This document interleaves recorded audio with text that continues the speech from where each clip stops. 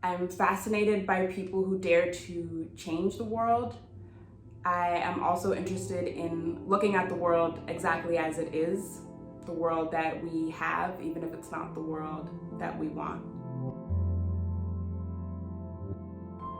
The piece that I want to tell you about today is called Photo Bar from 2022. It's a large sculpture or a small bar. You would look at it and be tempted to set your drink on the glittering holographic plexi bar top. The bar itself is a holographic pink vinyl with a window that looks into glittering musical equipment. Above the bar is a black and white collage of photos from the 90s.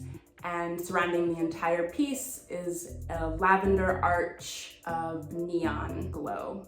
This piece pays tribute to my father's bar. It was called the New Eagle Creek Saloon, and it was the first Black-owned gay bar in San Francisco. It ran from 1990 to the end of 1993. It was so much more than a bar.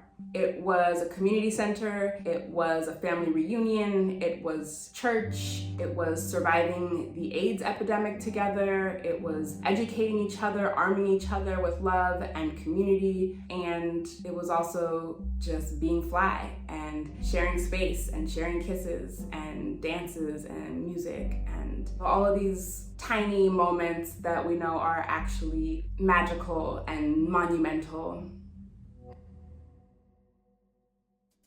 My practice encompasses many mediums: drawing, photography, sculptures, installations, wallpapers, couches, found photographs. Basically, I'll use anything that I can get my hands on if I feel like it gets me closer to this experiment that I'm engaged in, this modular language where I'm constantly adding signs and symbols and elements to talk about my family history, to talk about how it relates to the history of this country, as it relates to stories of repression, of resistance, of celebration. And I also make art because it's just my way of moving through the world. It's often an experiment, and I think that room for doubt, when language falls off and all you're left with is images and abstraction or a glittering field, that's the place where I'm hanging out and where I'm committed to continuing these experiments.